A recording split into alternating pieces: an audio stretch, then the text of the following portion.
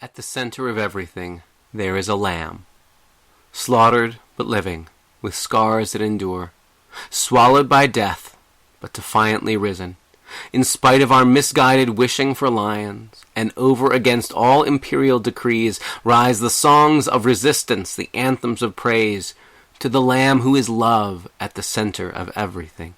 Around him are gathered innumerable faces of each color and gender and nation and tongue, and to him pledge allegiance, in him shape their lives, for they trust in God's reign as old systems give way.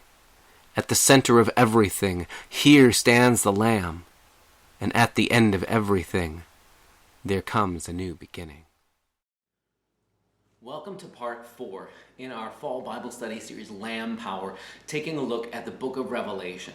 Today we are really into the thick of things, into some of the most dense material in an already difficult book of the Bible, and we're left with complicated images, patterns and numbers, and symbolic imagery, interludes upon interludes, and some of the most violent imagery in the entire book as well, which makes it even more difficult to try and wrap our heads around. Last time, we got to that central, beautiful image of the lamb that had been slain but was victorious, and we saw a clear image. Oh, there's Jesus. There's somebody we can recognize. There's a figure that gives us hope and a power of life beyond the grip of death, and whose power was in absorbing death and breaking it open from the inside. Here, it feels like we're in uncharted territory, and it can be really hard to figure out where we're going or how to make sense of things, which way is even up. So, I'll tell you what, bear with me for a moment, and let's start with something hopefully a little bit easier for us to enter into. A tune that I'm going to guess you'll recognize. What comes to mind when you hear this tune? I'll just play the opening phrase, but it goes like this.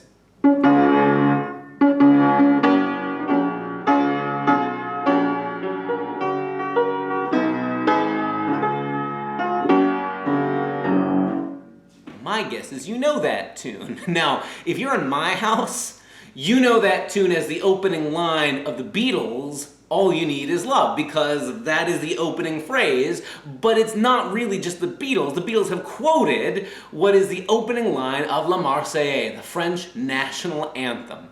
Now, I'm a big Beatles fan, and I'm raising my kids to be big Beatles fans as well, at least to know their work. And that means in my house, my kids go, oh, I know that, that's the Beatles song. But there's a lot of layers of meaning going on in the Beatles song, All You Need Is Love. But that does start with La Marseillaise, the French national anthem. Okay, so here's my question. John Lennon, Paul McCartney, musical brilliant geniuses that they are, what are they doing?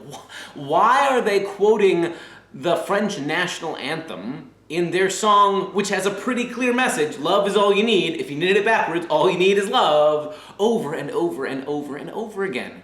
Now, we could try and tease out, what is that phrase of the original song of La Marseillaise, what does it mean here? And we could come up with lots of layers of meaning. It is the French national anthem. You might also know that same tune appears in Tchaikovsky's The 1812 Overture, but there, the French are the villains, right? When the French sing La Marseillaise, that's us. We're the French. We're fighting off our enemies, or the villains, whomever. In 1812, Tchaikovsky's Russian, and he's writing about the way Napoleon and his armies are coming and attacking the Russians. So if you're Russian and you hear the French national anthem, that's the enemy attacking us, and you hope that the sound of the Russian national anthem or the Russian hymn overpowers the French national anthem in that piece of music. Or, like we talked about in the last video piece, in that great scene from the movie Casablanca, the French resistance people who were living sort of underground in Casablanca in Morocco sing their song of homeland, La Marseillaise, over against the German warlike song that the Nazis are singing in Rick's Cafe American.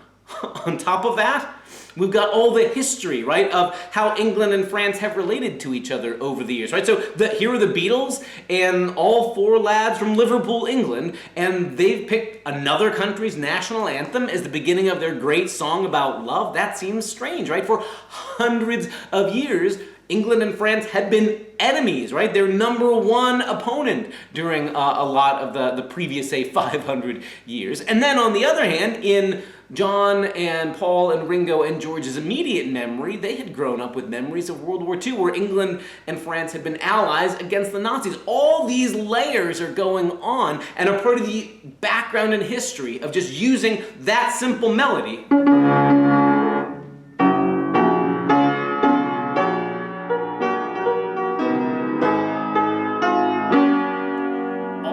Just a handful of notes there, right? We haven't even gotten into what's the text of that song, right? If you happen to know any of the lyrics of the French national anthem, it gets pretty gory and pretty gruesome, right? Lines like, "Their enemies are coming to cut the throats of our sons and comrades," or, in the converse, "Let our enemies' impure blood water our fields." Like, wow, that's pretty graphic and gory. When the Beatles write their song, "Love Is All You Need," and quote that, are we supposed to call to mind all that violent imagery about killing your enemies and letting their impure blood water your garden?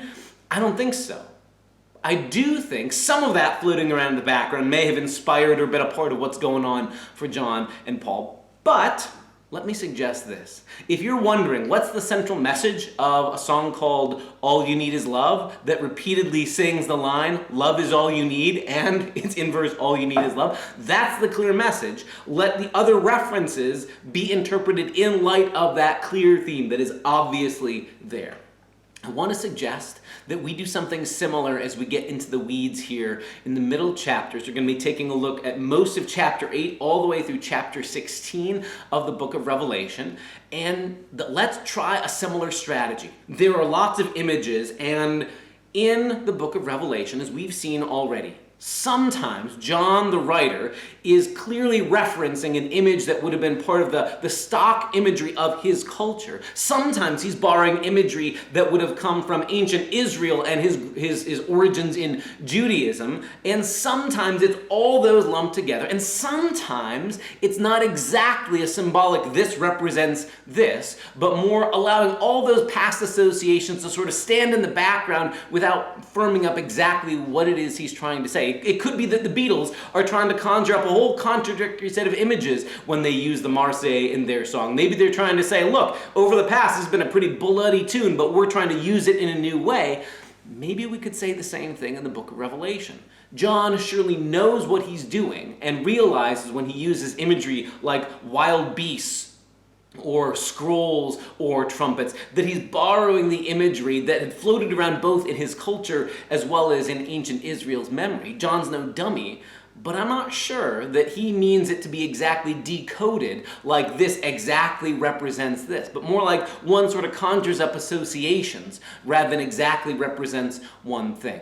Maybe another set of illustrations would be helpful. A lot of folks who are fans of fantasy, especially British fantasy of the early 20th century, know the difference between a C.S. Lewis, who writes the Narnia Chronicles, and a J.R.R. Tolkien, who writes the Lord of the Rings. They were, in the same literary circles, part of the same group, called themselves the Inklings, and C.S. Lewis was pretty heavy-handed sometimes. This represents exactly this. Aslan the lion is literally meant to be Jesus, right? There are some pretty clear, direct parallels. This represents exactly this.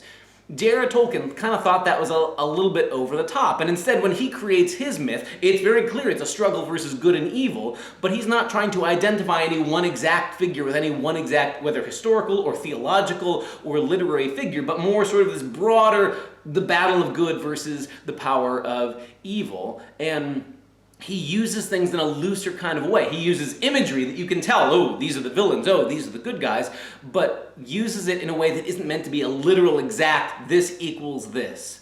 I want to suggest sometimes the book of Revelation, maybe a lot of the times, the book of Revelation does that kind of work. Instead of presenting with an image and saying, this is meant to exactly represent this thing over here in the real world, sometimes it's about a whole host of associations layered on top of one another that are meant to suggest how something feels rather than identifying a figure. Oh, this beast is meant to be this person, but more like this is what the whole way of the systems of evil look like. Some symbols are clear. The lamb is clearly over and over and over again a figure for Jesus, whose way of bringing God's reign is death and resurrection, not conquering armies like Rome is used to. So let's say that we're going to treat the book of Revelation the way we quickly parse the meaning of a song called All You Need Is Love, right? We're clear, the central message of the Beatles song is love is important. Love is all you need. You can argue whether you agree with them or not, but it's clear at least that's what the message is. Now, we said that even though there's other sort of extraneous references that might complicate that. And we don't necessarily have to know exactly why they quote La Marseillaise, or at the end of the song, why they end up quoting their own song, She Loves You, Yeah, Yeah, Yeah, or the classic big band tune, Sing, Sing, Sing, at the very, very end of that song. We don't necessarily have to track down all those to know the central message is love is all you need. Let's try the same thing with the book of Revelation. There are going to be clear themes, and when there are complicated images that we can tell, I think I got a sense of some of what's going on there, let's not get lost in the weeds. Let's say we think this is probably in the right ballpark of what this is about, but we can't be certain about. Let's not say we can't understand anything of the book of Revelation if we don't know exactly the reference to this image or symbol or number or event. Fair enough? So, what are some things we know for sure? What are some things that are clear so far in our reading of the book of Revelation? Number one, that central image that God's victory has been achieved. God has already done the conquering through Jesus, basically, through Jesus the Lamb, whose way of defeating the powers of evil, whose way of overcoming is death and resurrection, not conquering his enemies with laser beams out of his eyes or raising up an army. That seems an important idea, and the fact that the Lamb keeps coming back through this book suggests that's a controlling image. Okay, another thing. There's this idea of John trying to get us to pick sides, basically. He's writing to people who are living in a culture facing a lot of hostility, and there's different strategies out there. Some would say, okay, we just got to keep our heads down, and as much as possible, go along with Rome, and if you got to give your allegiance to Rome so you can also have a little Jesus on the side, do that. And others, like John, would say, no.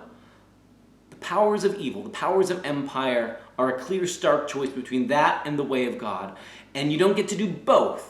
If it's difficult, if it means that you lose business associations, or you lose profits, or you lose your access to prestige, or to power, or your friends don't want to hang out with you anymore, it's worth it because we need to be about the business of aligning with Jesus and Jesus' reign rather than the powers of empire, which maybe don't realize they're evil but are aligned with evil, just like every other empire throughout history.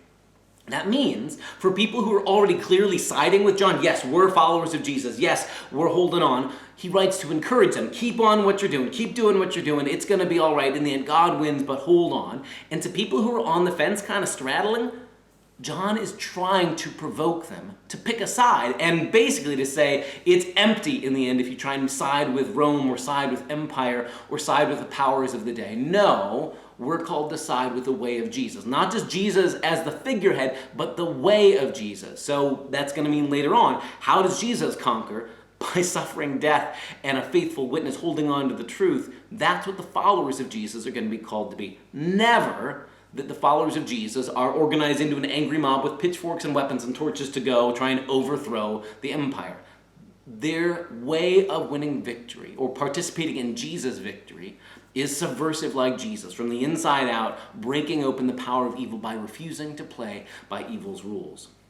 Okay, next big idea is that there are systems in place in the world that are bigger than any one empire. And so the goal of the book of Revelation isn't to say Rome bad, let's replace it with a different empire, but to say that whole logic, that whole way of doing things keeps repeating itself throughout history, and that's always opposed to God's good reign. See, one of the things that I think becomes clear the more we study the book of Revelation is that as much as there's imagery that is clearly meant to be a dig against Rome and Caesar and the arrogance and idolatry of the Caesars, that they're just echoing a pattern that had been there in place since Babylon, and before then the Assyrians, and before then all the way back to Pharaoh in Egypt, and in a sense all the way back to the storytelling of the Tower of Babel. Let's make ourselves an empire and make ourselves great. Maybe that whole notion of greatness through domination, maybe that's wrong-headed from the beginning. And maybe, regardless of what the name is on the letterhead, whether it's Rome or Assyria or Babylon, maybe all of them are a wrong-headed way of trying to live in the world, as opposed to God's way, which looks awfully different, which includes people from every nation and tribe and language and tongue, but whose way of overcoming is suffering love and truth-telling, not violence and oppressing the people who are other than us. That's an important idea, that Rome maybe is the villain of the day, or the mask that the powers of evil are wearing at the day. But the systems of evil keep reorganizing and reappearing under new management and with a new label and a new figurehead. And John is interested not just in replacing one empire with a new one, but in saying we can't be a part of that whole way of doing life that ultimately is about sort of self. It's about empire. It's about dominating others. That's not how we do things. And so John is trying to push people who aren't sure, which side of the fence am I going to land on, to push them. It's better to be on the side of Jesus, even if it looks like loss right now. There's a line that comes to mind from an old They Might Be Giants song that rings awfully true these days, especially in studying the book of Revelation. It's from a song on their album Flood called Your Racist Friend. And the line is, you can't shake the devil's hand and say you're only kidding, right? There's no sort of like both andness for John. It's either you're going to be aligned with the way of Jesus or you're going to be aligned with the powers of evil. But don't pretend that you can do both at the same time. To some degree, one means not the other. Okay. The other thing that I want us to note here is, even though there are systems that are in place all throughout history, John is clearly writing to his time and place, to the empire of the day is Rome. And so there's going to be places where John is particularly thinking about figures in his world, including Caesar and the various line of Caesars that ruled over the empire. But what's said about them is sort of true about how evil becomes this systemic thing that we have to live in, that we participate in. Sometimes we Christians aren't good at acknowledging that. We have a way of talking about sin like it's individual bad actions, like I take the cookie I'm not supposed to take, or I give the mean look to my neighbor, or I am envious and covet the thing that somebody else has, like it's individual actions, and that I'm only ever responsible or affected by my choices that I'm well aware of. When I realize I'm doing a bad thing, that's what sin is.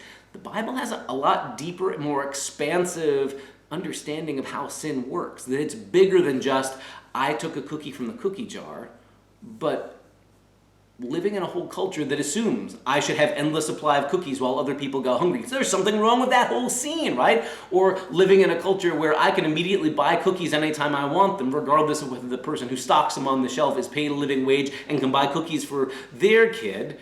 Or why do we live in a culture where there's so many weird chemicals put in our food, and rather than spending our time eating things that are decent and healthy the way God intended, right? There's all sorts of ways that something is rotten with that whole system.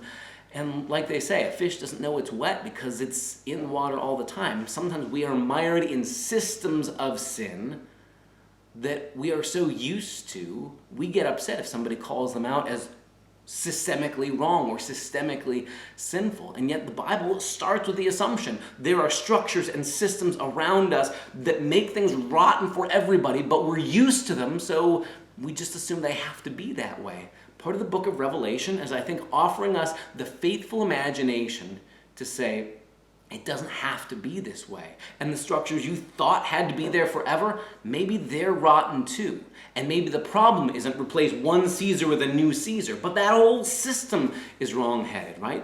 I want to suggest something like that's going on in the book of Revelation as well. Okay, that's all big picture ideas. Next thing for us to take a look at is structure. The way the book of Revelation is structured, the way images come at us in sets and with repeated number patterns, helps us understand when it resets and maybe how to interpret the things that go together. Let's borrow the Beatles again. That classic song, Love Is All You Need. Like any, pop song, there's verses that have a certain rhythm and length, and then you got a refrain. And then, like any good pop song or rock song, there's a guitar solo at some point that interludes, right? So you got verse, chorus, guitar solo, verse, chorus, and then it fades out, right? The Beatles are even more clever than that. They've structured things so that every verse has a similar pattern to it. You might know the lyrics. There's nothing you can do that can't be done. There's nothing you can sing that can't be sung. There's no way you can be that isn't where you're meant to be. Like, all the verses have that sort of playful, there's nothing you can X that can't be Y, and then it repeats itself. That's the structure of the verses. It keeps coming back over and over and over again. And the rhythm is different. The verses in All You Need Is Love have a pattern of 7 beats to the measure, and then when it becomes the refrain, All You Need Is Love, it's a straight 4/4. You might not be aware of the math going on, but you can hear something has changed when you're listening to the song. So you know, here's the verse, here's the chorus, here's the verse, here's the chorus, and then when it all gets interrupted with a guitar solo, your brain doesn't like freak out, wait, oh, this is a guitar solo, we're gonna come back. The book of Revelation does the same thing, right? So we noticed last time as we got into this scene where there's this set of 7 seals on the scroll. And we're familiar with that pattern of 7 being a recurring biblical number, almost like the days of creation back in Genesis. It suggests a whole set, a whole completion. In fact, a number of times throughout the Hebrew scriptures, you'll get this pattern of 6, and then it leads up to a 7th, and then that's the whole set, right? So let's play with that idea. Okay, maybe what we're getting is, here's a set of 7 things. You're not supposed to pluck one out on its own. They all kind of hang together. And what do you know? We get 3 total sets of 7 things. We got 7 seals, and then we're going to get 7 trumpets, and then we're going to get 7 bowls of wrath. Maybe we're getting verse and chorus kind of thing. Maybe we're getting a pattern, and when you understand that, oh, okay, maybe this isn't new information, but it's restating what's been said before, like the verses in a song kind of reiterate the main idea of the first verse. Okay, maybe that's how we make sense of this. Let's go further. We noticed last time with 7 seals on the scroll, there's a pattern of 1, 2, 3, 4, 5, 6, and then a pause, and then the 7th one, which kind of feels almost anticlimactic, and then it resets, and we move on to a new set of images. Same thing's going to happen here in these middle chapters of the book of Revelation. We're going to head along to 7 trumpets, and we get 1, 2, 3, 4, 5, 6, a pause, a 7th, and then a weird interlude that I want to suggest works like the guitar solo. It's not unrelated, but it's got some features that are different. And then it resets and we move on to another set of 7, the 7 bowls. Okay, if that's what's going on then, I want to suggest it's sort of like a spiral moving in one direction, but with a sense of repetition or cycle to it. I want to suggest the 7 trumpets, 7 bowls are meant to sort of do the same thing that the 7 seals did in the previous section. So when we looked at that and we said, maybe this isn't meant to be a linear progression of this happened and then this and then this and then this and then this. Maybe this is meant to be sort of a topical unmasking of all the different ways that Rome or the way of empire claims it is powerful, but nope, turns out God's more powerful. Nope, it's not Rome calling the shots with economy. Nope, it's not Rome that's calling the shots with giving you the good life or security or peace. Nope, all those can be shaken. I want to suggest maybe the trumpets, the bowls of wrath have that same feel of knocking out the shoddy foundation that empire says it has propped up and showing everybody the empire and the powers of the way of the world aren't as all-powerful as they claim to be. I'm going to suggest that's part of how we make sense of those big structures, 7 trumpets, 7 bowls of wrath. And then that gives us a chance to take a look at like a couple of little interludes. There's a really strange scene after we get our cycle of 7 trumpets where there's like a narrative that all of a sudden unfolds, and there's a woman who is pregnant and she goes to battle against a dragon, and then they fight against angels, and the symbolic head of the angels, whose name is Michael, and they have a battle, and we're left going, what does any of this mean? And then you get beasts that arise up out of the sea, and then another beast, and then the lamb is sort of set against the beast as an opposite, as a foil. What are we supposed to make sense of any of that? Okay, again, let's start with our rule of thumb with our pop song. Let's keep the parts that are clear, and not let them get obscured by details that maybe we're confused about. But I want to suggest that underneath all that repeated imagery of conflict is that there's this idea that it's not just that Rome is the problem, as though all we had to do is somehow go back to a time before Rome, when Greece was the empire on the scene, or the Persians, or the Medes, or the Assyrians, or the Babylonians. I don't think the problem is that we got to go back to a time before one empire or another, but to say evil keeps showing up, and that the conflict that John and his compatriots are feeling in their day is part of this ancient and almost eternal, timeless, recurring battle between the powers of God and the powers of evil. Now, as we've said before, from one vantage point, the victory is already won. God has already accomplished the final victory, even from the beginning of creation, because in God, in Jesus, God's already won the victory through death and resurrection. But it's almost like the powers of evil don't know that they've lost and continue to lash out. Or sort of like the line goes in one of those recent Batman movies. There are some people who don't want anything rational, they just want to see the world burn. I want to suggest sometimes that's evil's best move is, I realize the battle's lost, but I'm going to smash as much as I can on my way down. And if there's this ongoing contest between the powers and the ways of God versus the powers of evil, that helps reframe this. That it tells to John and his community, okay, our goal, it won't solve our problem just to go and assassinate the emperor. That still leaves the structures of empire around. And the new empire is going to come along, or a new emperor is going to come along and still be just as rotten. There needs to be a whole other way of living in the world. And what we're fighting against isn't one person or one empire or one nationality, but it's a way of doing things, a way of living versus God's way. And I want to suggest that's important because it is so easy to treat an us versus them mindset. And to some degree, John kind of nurtures that, like pick a side, everybody. But to turn that into whoever my enemy is at the time nationally must be opposed to God and we're all good and they're all evil. This is one of the ways it is possible to abuse and misunderstand the book of Revelation, is I conveniently take out the idea of us and them that I really like, and then I just apply it to whoever I want to apply it to. I think John is subverting that. I think John is saying we don't get to take that us and them ideology and apply it to whomever I don't like, but to say really the problem isn't Caesar or Pharaoh or Nebuchadnezzar, but the whole demonic, the whole evil mindset that empire keeps doing to us, that we keep harming and killing and destroying each other and giving in to the ways of evil rather than aligning ourselves with the values and the character of the God we meet in Jesus. So by seeing this conflict as this isn't just Rome versus Palestine or Rome versus Persia or one empire versus another people group, but about God's way versus the way of evil in the world, by seeing that conflict framed that way, I think it has a way of telling us, let's be clear about who the enemy is and who the enemy isn't. Or as the writer to Ephesians or the book of Colossians would say, our fight isn't against flesh and blood, but against the powers and principalities. In other words, structural evil, against systems that are bigger than any one of us. It's tempting to want to pick one person. I don't like you, or I don't like what you stand for, or your nationality, or your people group, or your political party. That's your problem. But to say it's something bigger that includes maybe whole ways of thinking, but also how do I deal with the evil that's in me as well? It's like that famous line of Alexander Solzhenitsyn's, that the line between good and evil doesn't just separate me from you, but it runs down me. There's good and there's rottenness in me. And part of God's goal isn't just to make me victorious over you, but where there's evil in me, where there's rottenness in me, to deal with it here as well. So as we hear that imagery of beasts that arise, that's standard Hebrew scripture imagery for one national power or empire that arises after another in this unending cycle of king of the hill. But it's also to say God's victory isn't just to be the latest one on top in a never-ending game of king of the hill, but that God's way is say that was a stupid game to play in the first place. God's reign looks different. And so over against the beasts that arise that seem increasingly grotesque, we get again the image of the Lamb. And the Lamb has sort of marked off, don't you worry, you belong to me. So there's that imagery of being sealed by the Lamb. Those who are marked by the Lamb, don't you worry, evil in the end doesn't win against you, don't you worry. They will have their counterfeit ways. You've got to be marked with the mark of the beast or something like that to be a part of the way they're playing.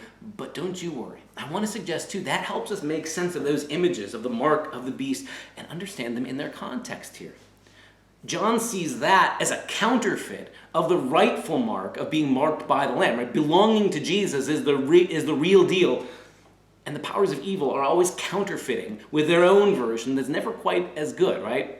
So I want to suggest, instead of us constantly worrying about is this or that thing the mark of the beast, as though there's a single referent in history, right? So at one point in history it was don't get a social security card because once you get a social security number, that will be the mark of the beast. Or don't get a COVID vaccine because that's the mark of the beast.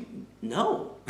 No, in fact, I think John has been showing us this isn't about one single moment or one single event, but to say this is the way evil keeps playing its hand over and over and over again. So back in Rome's time, it was you had to swear your allegiance to Rome. Other empires keep doing the same thing, insisting you have to give your allegiance to them. And over and over and over again, John says, no, don't play by their rules. We're the followers of Jesus. We live differently. So I think, let's be clear, There's no one historical referent that is meant to be the mark of the beast. I think that's unnecessarily complicating what John intends to be clear. And sort of like we've seen all throughout today, let's not let the details that might seem confusing or have lots of layers to them obscure what's clear, right? With the Beatles song, in the end, love is all you need, right? It really turned out to be about love in that song. I want to suggest the book of Revelation has a clear through line about God's victory as opposed to the way of evil in the world, and that it's Jesus-shaped. The way we overcome is by lives that reflect the death and resurrection power of Jesus, not raising up armies, starting a culture war, or attacking other people through dominance. It's not about dominance. It's about suffering, love, and faithfulness. If we're anywhere in the right ballpark, that gives us a whole different kind of guidance for how we face our lives this week. Join us for more conversation as we take a look at the book of Revelation. Here you can join us live in person at New Life Lutheran Church this coming Tuesday as we take a look at these chapters together in live conversation, or you can join us online for our next video section next time around too. Thanks for joining us. Christ's peace.